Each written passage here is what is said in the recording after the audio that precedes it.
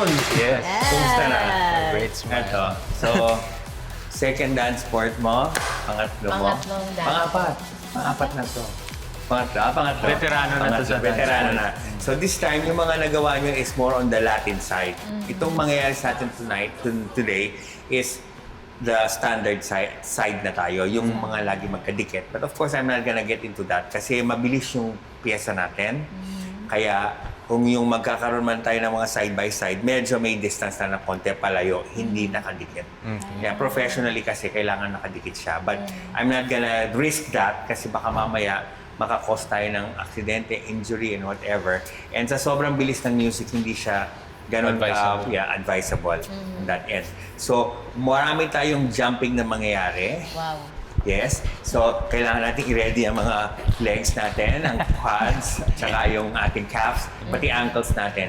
So, to avoid natin yung mga sprain, we need to keep our knees veered into the center. Hindi natin mailalagay ng ganito kasi masagwang sumayaw na parang sakang.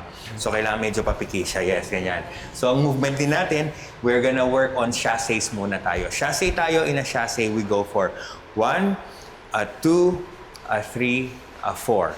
So, yung mga iba kasi when they do quick step, ito yung ginagawa nila kasi nga pataas. But we are wanting you to go on chassis na ang pushing from the standing leg to the side, collect side, and side, and side. On a soft knee tayo ha, soft knee. 1, 2, 3, 4, 5, 6, 7, 8. Okay, now, second challenge natin yung frame. While jumping, hindi siya pwedeng magmukhang fluffy. Kailangan pag ginawa natin siya, solid na, ito lang siya. 1. Yan, sabay kayo halos. Yan, pati yung pagtalon, kailangan sabay. So, another great challenge sa inyo yan. Na normally, pag magkasabay kayo gano'n, hindi siya halata. Dito, pag hindi kayo nagsabay, Halata. yes, halata siya. So, on that, to continue on with that, marami tayong changes of direction because we're gonna occupy the whole space the whole time. Okay? So, ang first natin yung chassis natin na while you're doing the chassis, mag-change kasi kayo ng side. So, nasa loob ka ngayon, mamaya nandun ka sa kabila. Wherein, when you do your chassis, you go for 1, 2, timo, umikot ako, 3, 4, para makadaan si Denise. Now, pag side mo naman to your right, pag left ni Denise, siya naman yung mag-move to 1, 2, 3, 4, para ikaw naman yung makadaan. 5, and 6, and 7, and 8. Okay? Okay. Naku-culture shock tong dalawang to. Okay, ready? 5, 6. Tapos eye level ni Denise to ha. Yan. Okay. 5, 6, 7, 8, and 1, and 2, and 3, and 4. Move 5, and 6, and 7. Switch. 1, and 2, and 3, and 4. Yes, okay? So, apat yan. Ang isa naman lang Sakit natin... nga sa legs. Yes. Paano So, ba yan ang work? challenge natin. Next natin is mirror tayo na pag ginawa yung ating merong hop na hop, clip, and then push side. Yes. So, you're gonna go hop, point, clip, and side. So, opposite yung sa'yo, Denise. Sa right ka. So, parang pag magkaharap kayo ni Paul, pag pum, pam, pam, isa pa, pum, pam, pam. Yes. Okay? Oh. So, try natin. Dalawa kayo. 5, 6, 7, 8, and pum, pa, ra, and pum, pa, ra. Yan. So, ingatan nyo lang ito, huwag masyadong mababa. Katulad sabi ko, we don't look 6 feet under, but we look 6 feet away. So, focus on me, not on the floor. Ready? And go.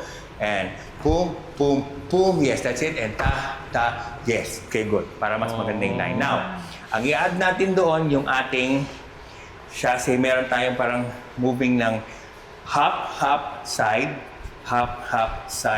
and hop, hop, open. So, dito kailangan piki pa rin yung movement ninyo para hindi siya mahirap bawiin. Okay. Pagka nag-open kasi yung knees, ang hirap niyang bawian, mas mabigat siya. Okay? So, tapos ice tayo ng mga tuhod. Ready? 5, 6, 7, go. And hop, hop, side, hop, side, and hop, side. Okay, good. Good thing kasi yung mga shoulders hindi na sila gumagana. Yes! That's nice. Okay, now apart from that, meron tayong isang figure na kailangan nating aralin which is moving around the floor. Wow. And it's somehow confusing siya because pag tumingin ka sa floor at tinignan mo yung paa.